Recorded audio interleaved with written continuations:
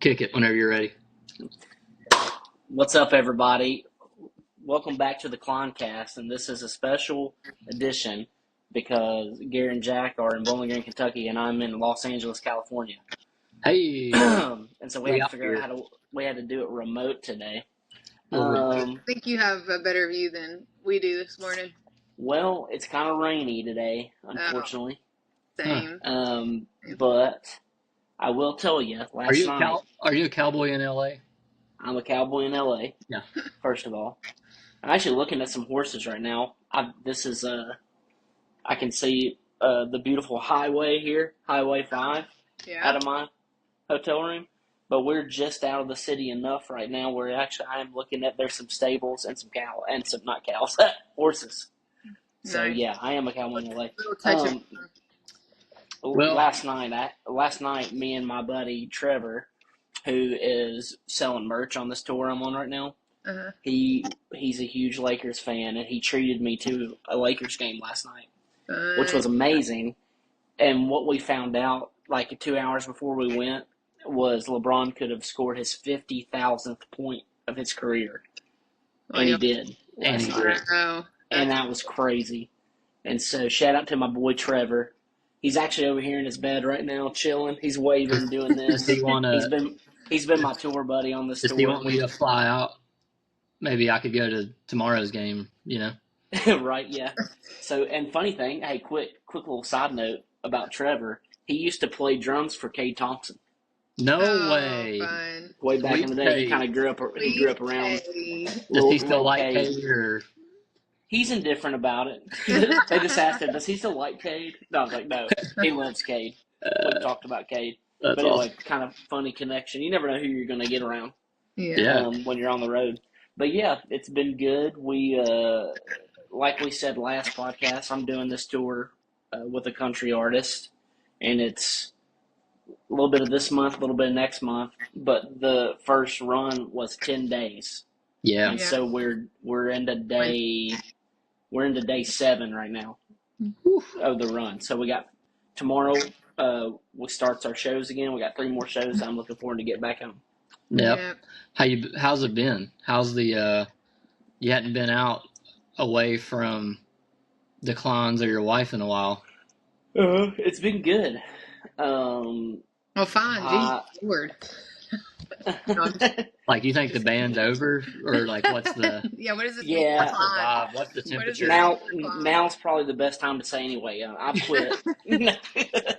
No, it's been really good. We people that have listened to our podcast know this. We've been side guys in the industry for a long time and started doing Cline, and so it's kind of funny to step back into that role for this tour. Yeah. And honestly, Garrett and I have talked about this, texted about this. It's given me some good closure on the past. Yeah.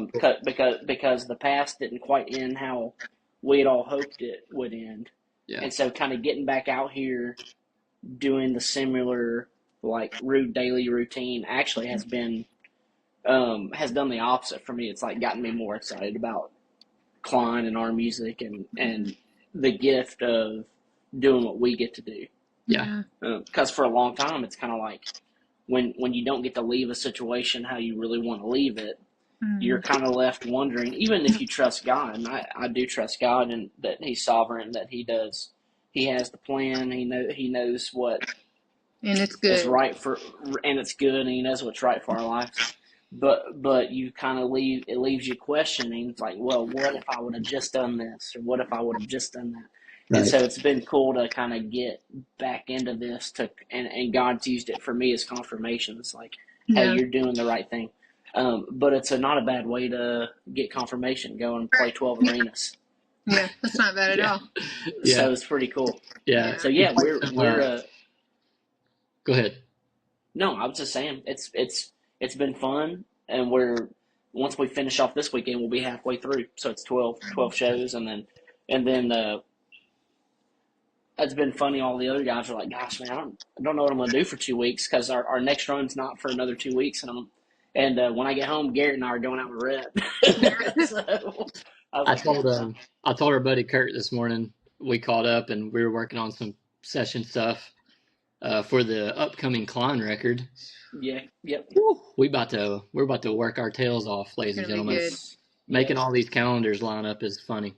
But I was talking to Kurt. I said the exact weeks that you're off the Brantley Gilbert tour were on the Rhett tour. Yeah. And he said, "Well, if that ain't God's timing, I don't know what is." Yeah. Yeah. You know? That's the truth. And so my joke has kind of been like, I'm not sure. I should have said yes to all this.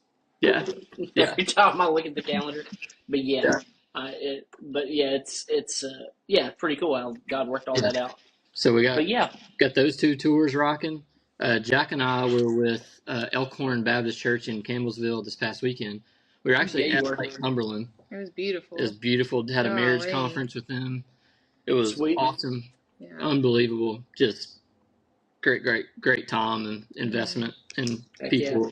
Yeah. And I'm still waiting for my percentage off that date. So I think checks in the mail. I think checks in the mail is how that kind of stuff works. Your rewards in heaven. Warren was Darrick all weekend. That was pretty funny. Yeah, he sent me a picture. He sent me a picture of the bag that said Darrick on it. Yeah, we had a bag with your name on it. And, he filled in and he took care of us. All weekend. He's the man. It was great. And then Jack's speaking, and we're doing a women's conference this weekend. Just acoustic, guitar, vocal, old school. Acoustic. But we're taking Lily and the kids, so they're gonna have. That'd be fun. Yeah. We're playing at they're gonna have a lot of fun. House. I don't know if you knew that. Santa Claus house. The lodge. Santa's Lodge. The lodge. Santa's Lodge. That's Santa Claus, Indiana. Yeah. Well, I do want to shout out too. I don't know if little bro listens. He says he does, but Saul Geyer is the reason I can keep my job at church when I'm out on the road. That dude busts his butt. Mm-hmm. He's an awesome drummer and an awesome kid. He's not a kid; he's a young man, and he does anything and everything I ask him to do, and everybody else does.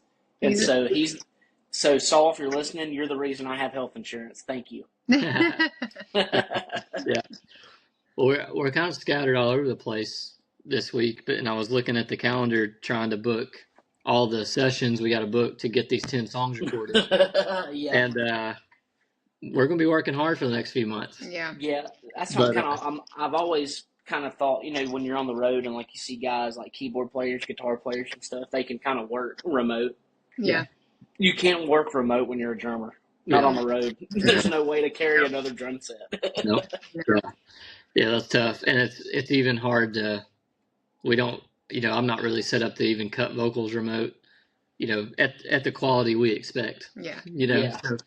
So we were working with McKendry Tucker, and he's grinding away because he's on staff at Belonging.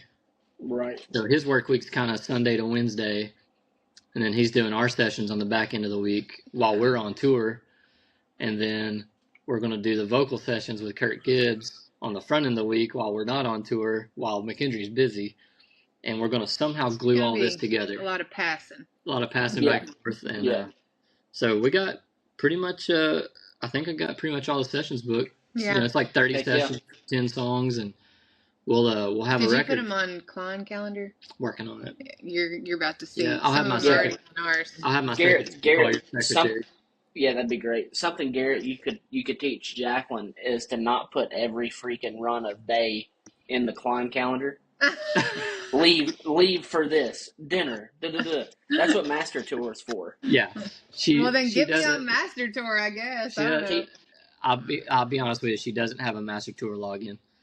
So she put she put the run day on. I'm just giving you a hard time.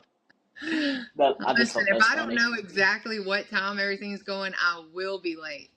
Actually, you'll be late if you do know. She'll also ask me 100,000 questions. You know what I've really started having feeling bad for is our buddy Robbie Gatlin, who was TMing for Dylan Scott, or still is, but was when we were there. I asked him so many questions that I should not have asked, and I didn't know it until now.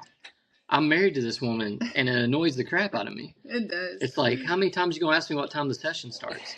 Yeah. That's why I put it on the calendar. I do feel bad I need to call and apologize to Robbie for how many questions I asked him. The Yeah, This should be our public apology to Robbie. Robbie, for how sorry. many questions. Sorry about all that. I don't know if he'll ever forgive us. No, what's been funny? No, go ahead. I was just gonna say talking about tour managers. The guy that's tour managing this tour works for Hardy. Mm-hmm. Oh, fun.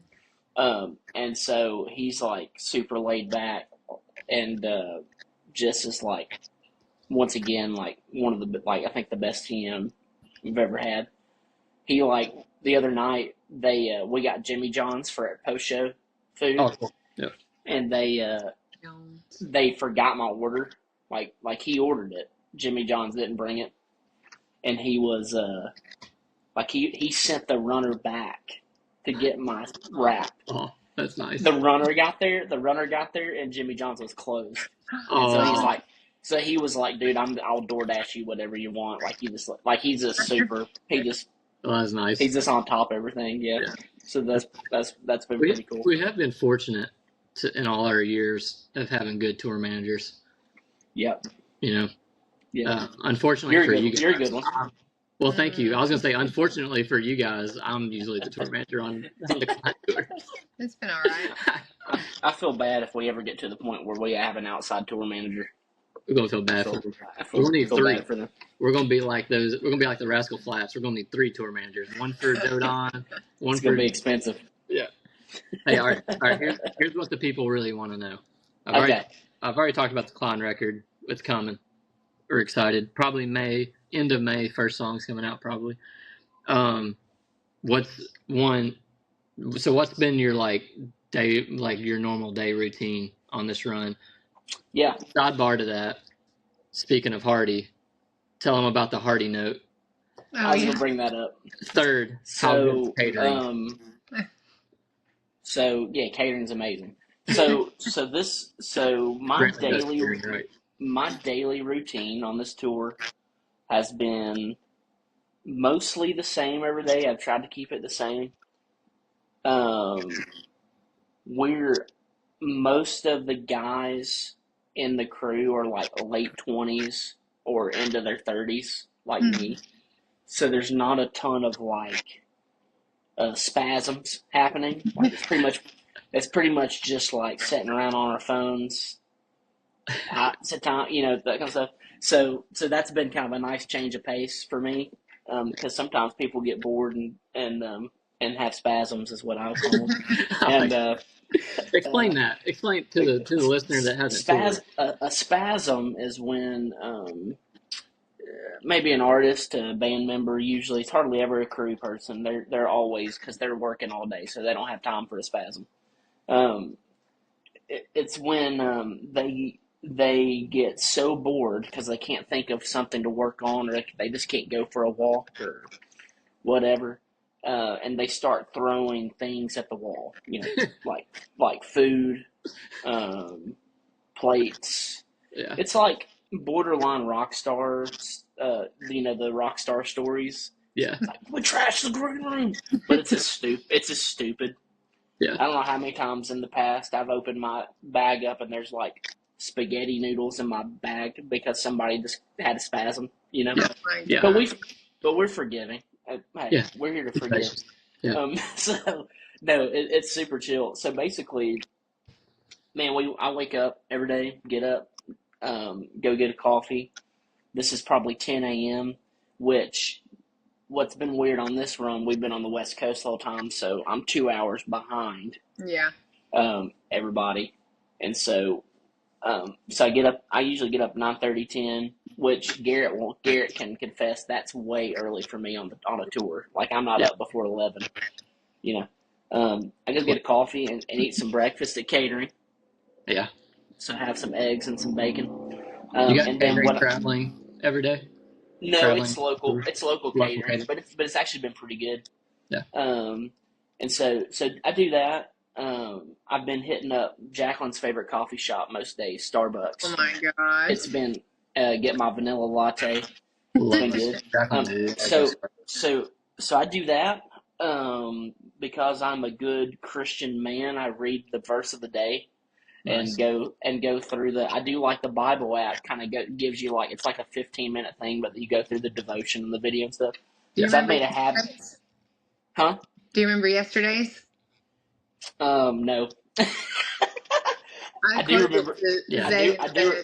I do remember today's. We've all fallen short of the glory of God. Amen. But His grace has justified us. Amen. Amen. So try to do that. And then the cool thing about playing arenas is that there's plenty of space to walk around. Like you can walk up in the seats, you can walk around the concourse.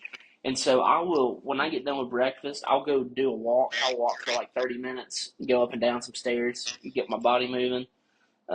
About this time, Liz and I talk probably once a day. We text a lot because this is going to be really ironic.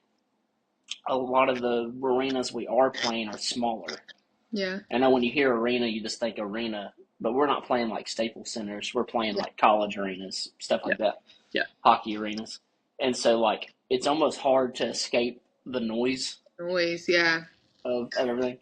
So, but we'll usually text. And that's basically my morning right there. And if you're not catching up on this yet, all this is based off of when catering's up for the next meal. So do that. And then about when I do all of that, I try to. I've usually got 3 or 4 text messages I have to answer by then. And then also in between all this, I've been working on Rhett Walker's Ableton set during all this. So I've got to finish that up this week. But by the time all that's done, it's time for lunch. So go back to catering, eat some lunch, crush a couple Diet Cokes. And then usually after lunch, it's time I get the call to build my drum set. And so that takes all of 10 minutes. That's an exciting part of the day. And so, so on an arena tour, you're on a drum riser. You actually build your drum set backstage. And, like, I've got a picture, actually, of it that we could put right there. Yeah. I'll send it. I was going to say, you got the chrome kit, right? Yeah, I got the chrome kit out. And so, your equivalent of the chrome domes in football. Yeah, it's my chrome dome. Yeah. Yeah. And so, you set that up. And that takes like 15 minutes. And after that, usually I will go work on my computer. That's when I've been getting stuff done. And then around 3-ish, most days, it's sound check time. And basically what sound check is for us on this tour is they take the drum riser, the local hands. That's the people that help put the show up and down. They roll it to the stage, and a forklift gets it. And you hold your breath as the forklift lifts your drums up on the stage.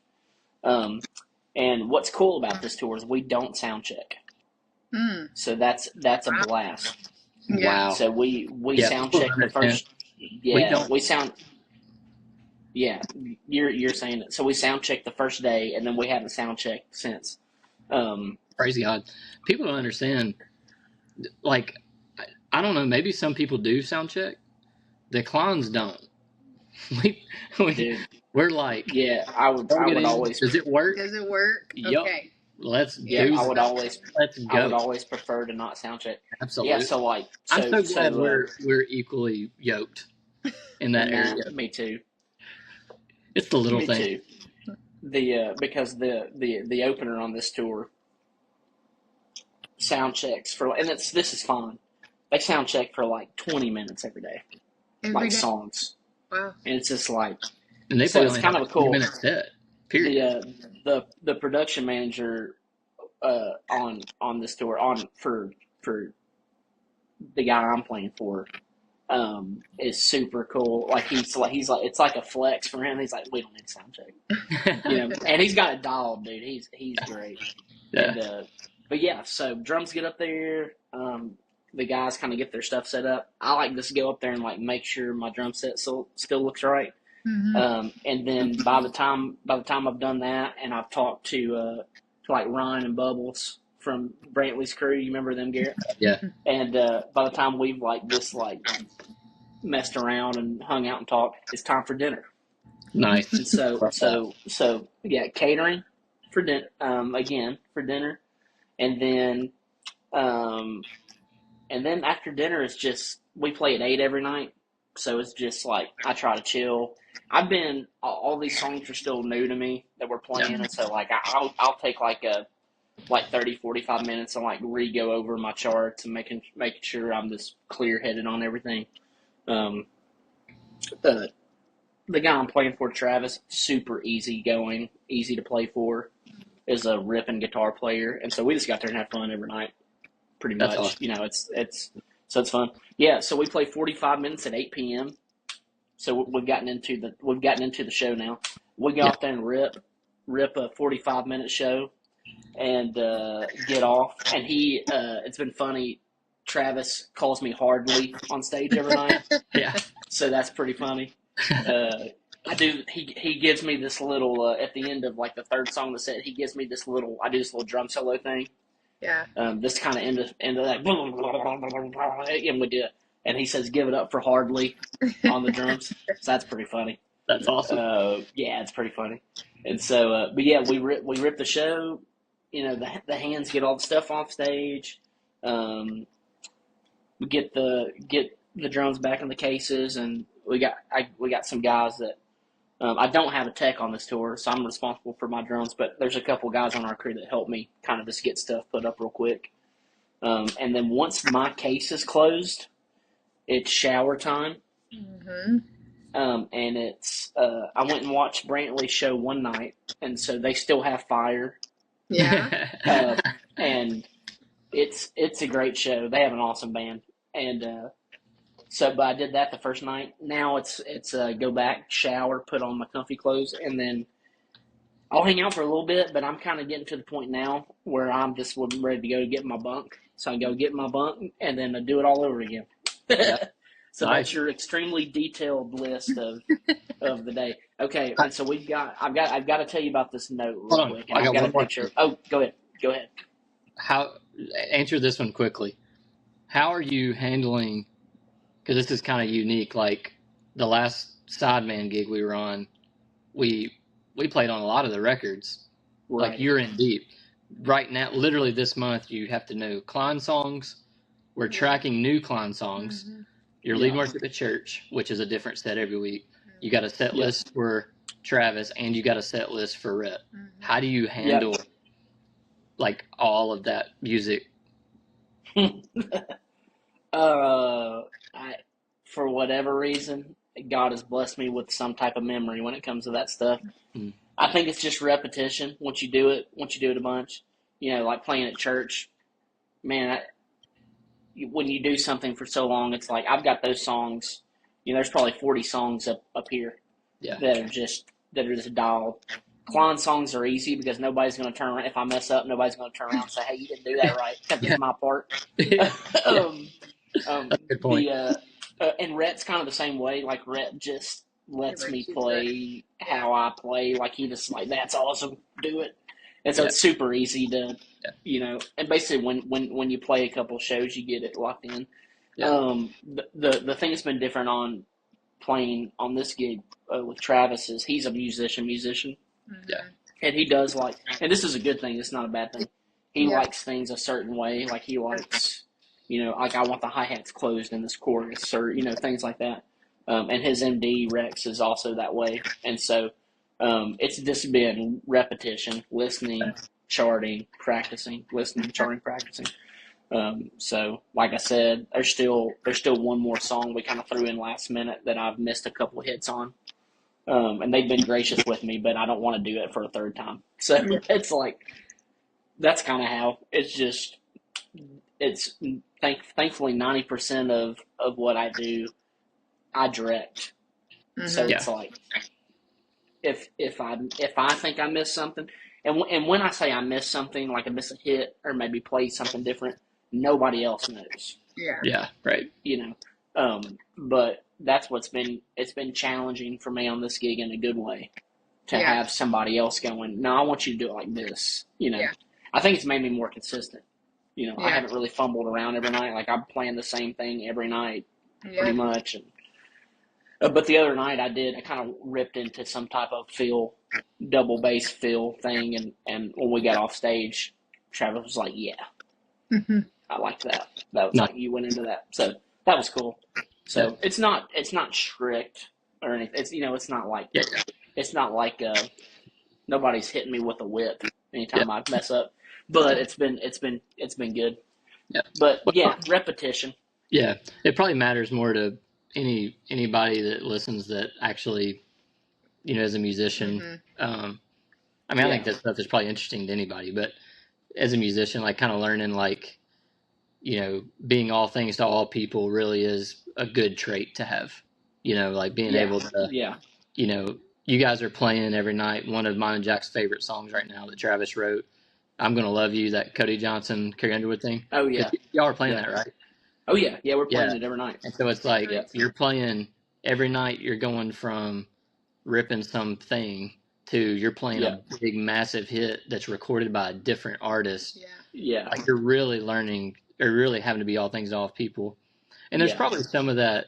Talk about the repetition thing. Like you've had to play for 25 years in order to be able to play 40 songs fast. Oh yeah, it doesn't happen overnight. It happen overnight. Yep.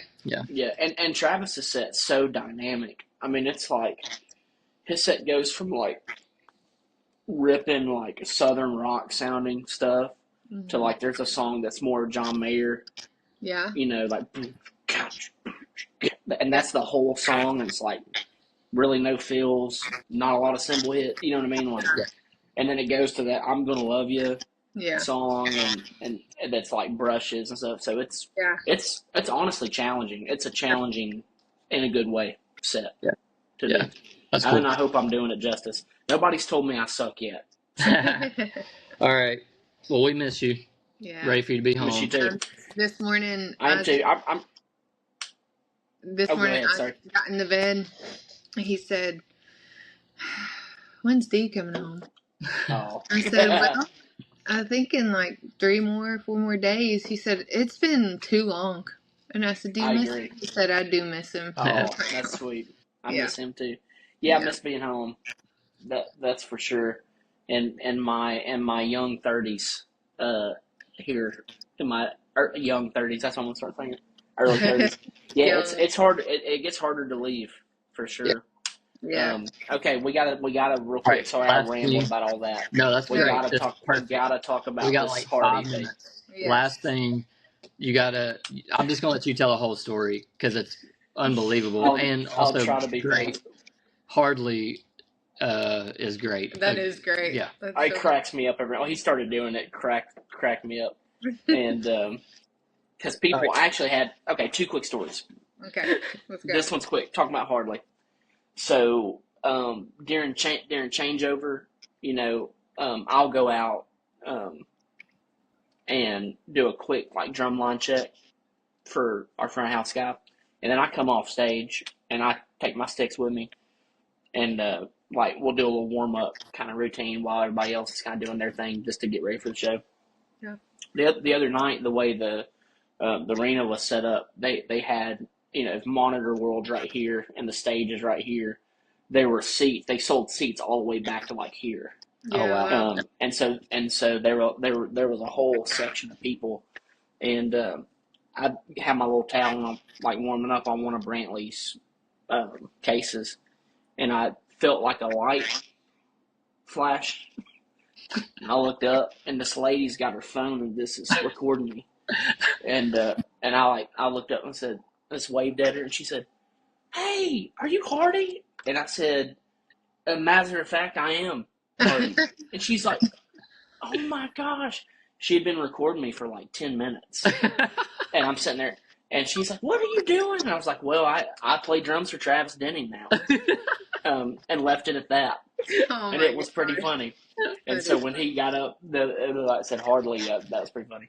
Okay, so when we flew out to start this run, it was last Wednesday, so a week from today. That's how long I've been on the road.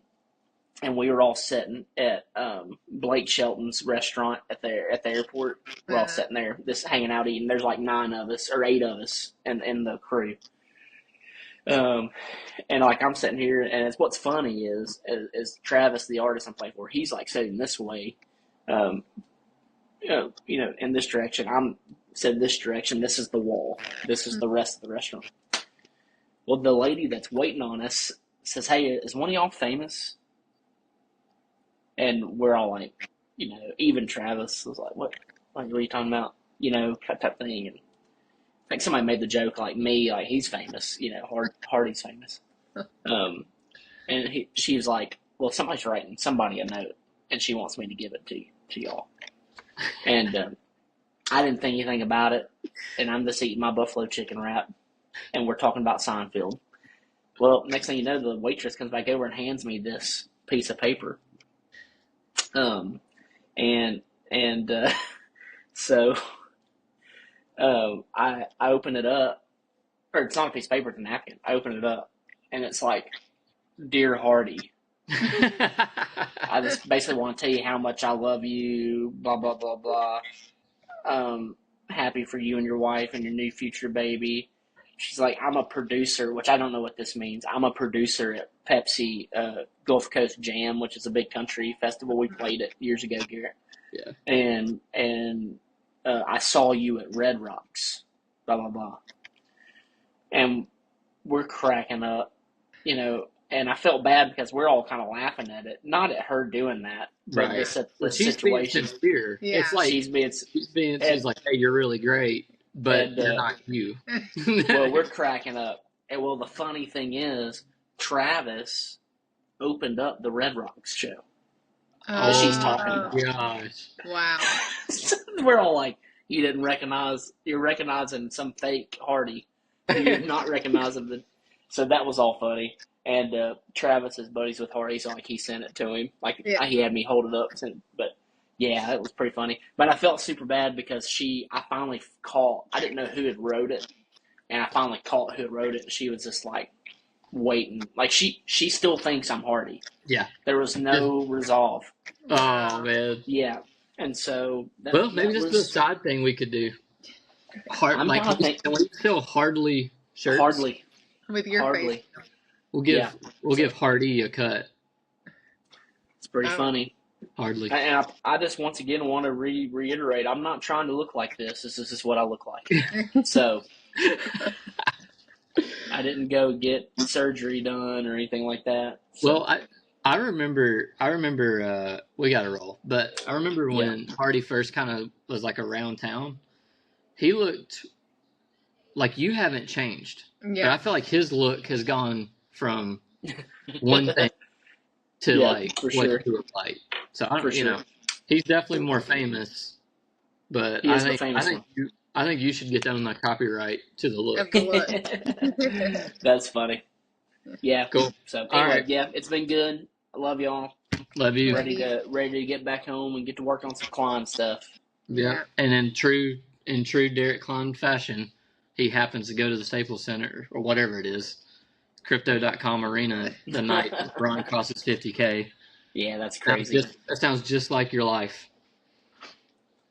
Very fortunate. All right. I will say that.